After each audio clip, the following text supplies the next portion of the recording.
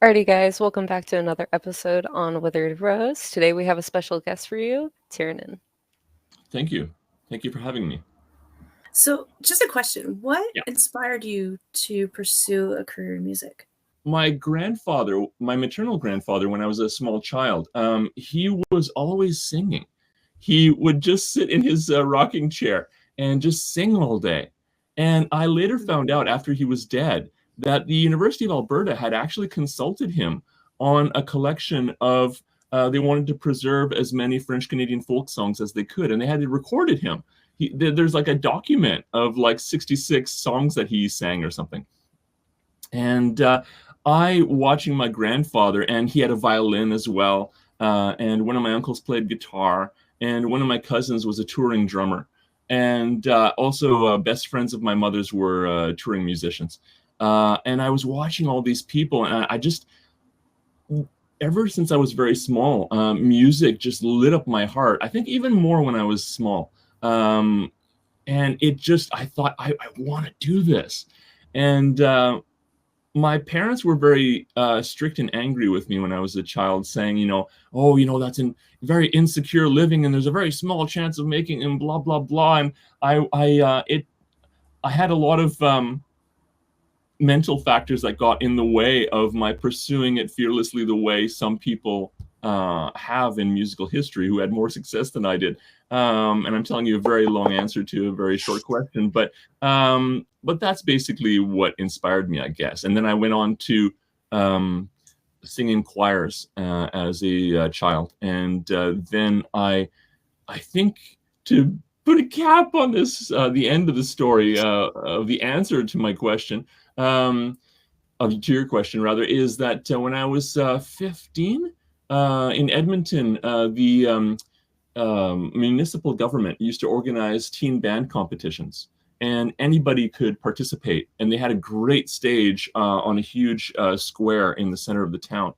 And when I got up there in front of hundreds of people, screaming out the punk songs for the band that I was in at the time, a fire, an inextinguishable, I don't know if that's a word, fire was lit in my heart. And I thought, yeah, no, I have to do this until I die.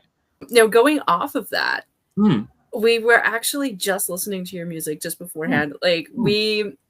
James introduced us, as you saw, and we started listening to your music today. And would you tell us a little bit more? Like, how did you come up with the genre that you decided that you wanted to do? Like, it's really cool. God. My first band was punk, as I said. I was just screaming at the end of my lungs. And then after that broke up, I formed a folk duo.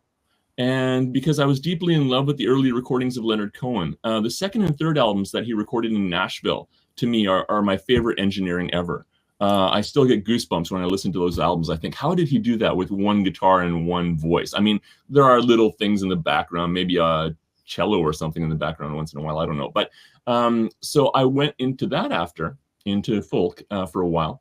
And then I kind of waffled back and forth between punk and folk before I started recording. And my first album, because I had just broken up with my latest band as I moved to Tokyo in 2002, I thought, what the hell am I going to do? And I kind of, with a sour grapes feeling, I thought, I'm going to record this whole goddamn album myself. I ended up hiring a bassist for 2 songs, I think, and a koto player for 1 song. But apart from that, I recorded everything myself, and programming drum samples like Trent Reznor of Nine Inch Nails.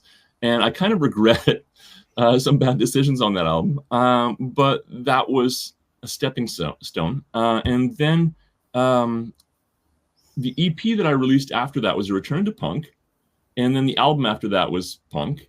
And then after that band broke up, I thought, damn it, I asked my wife, can we do a folk duo together? And she said, no way. But I said, just sing 1 song. And within months, we were playing the Hard Rock Cafe Guam, and we had an endorsement with Yamaha. And I kind of ran with that sound, with her singing, kind of to distract from my grief of what I perceived to be my failures for my solo career.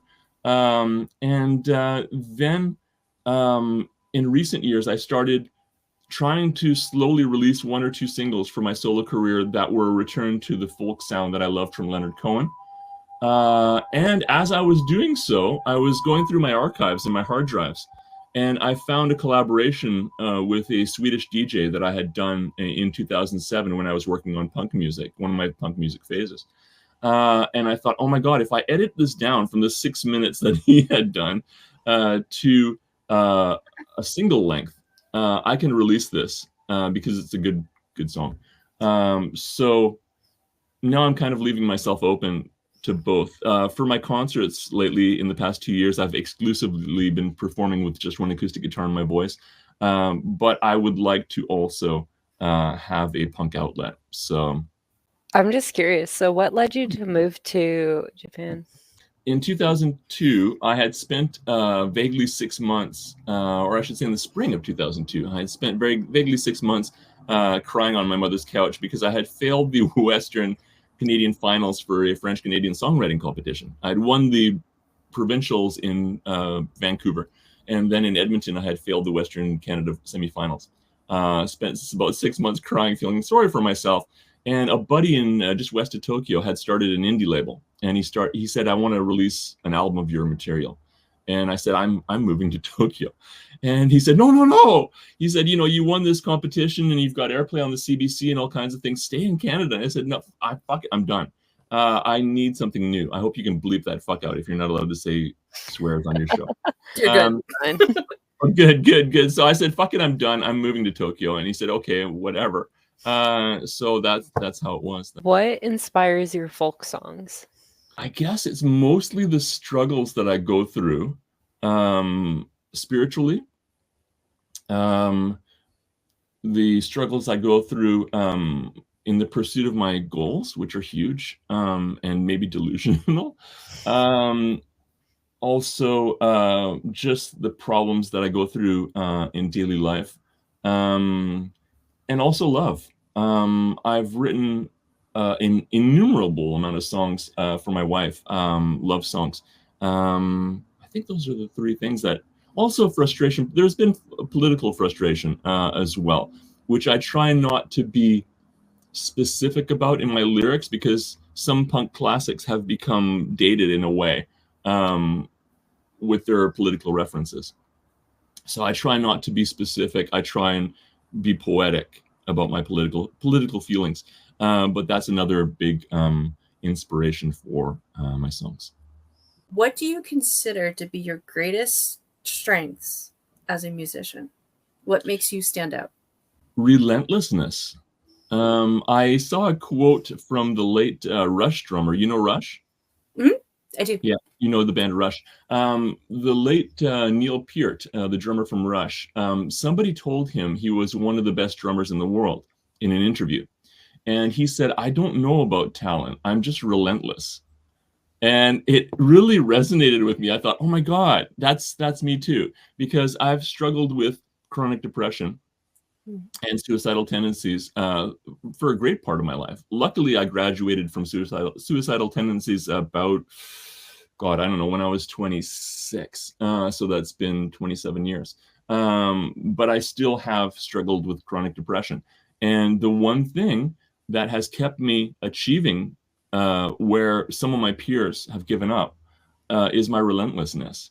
I keep coming back to the fact that no, this is not something I do. This is something that is part of me, and this is something I find it hard to be happy without. Yeah, so I guess that's it. It's relentlessness. That's amazing. Thank you. No, it's just like it keeps going. Like what you were saying about like suicidal tendencies and how you kind of moved on from that. Like that is really difficult to do. And honestly, like I speak for the both of us. Oh, thank you. I was repeatedly suicidal. I tried for. I'm getting teary just thinking about it. Sorry, I don't usually tear up in interviews like this. This early morning. I just woke up. I'm not grounded enough. In my teens, I tried 4 incremental overdoses, which means that I tried a higher overdose every time, or a more stronger overdose. And I always woke up. And yeah. Okay, what was the question again? Sorry, I lost my. No, we were just saying like that we were happy that you were still here and like that you were definitely like you pulled through that. It is really difficult to do. I spent 12 years in and out of therapy between the ages of 14 and 26. And it is super hard. And one of the reasons, actually, I keep doing my music and doing my art of every form that I engage in, or at least some form, is that I want to be an inspiration to anybody, as a friend told me, who has traveled a challenging path like mine. I want to tell anybody, no matter how hard your life has been, no matter how hard your childhood has been or whatever, you can make amazing things happen for yourself. Do you guys know the punk band SNFU that was popular in Canada from the 80s to about you do, SNFU? Yeah. Late lead singer Ken Chin, who passed away in 2020, I think it was. Yeah. He always inspired me because he went through a shit childhood. It was really rough. His father was in and out of jail. He came from a home of 12 kids in Edmonton, which were dirt poor. But throughout his challenges, and even he was diagnosed in his late teens that he was schizophrenic. And he was gay. And growing up realizing he was queer on the Canadian prairies in the 80s or in the late 70s. So he went through so many challenges, and he ended up, you may know, homeless at one point in his life, in his adult life. And he went through so many challenges, but he kept touring. He kept playing shows, kept releasing music, and kept indirectly, I do it more vocally, but he kept indirectly showing kids and people around the world that no matter how hard your life is, you can always make amazing things happen for yourself. And I want to be one of those people who inspires people like that.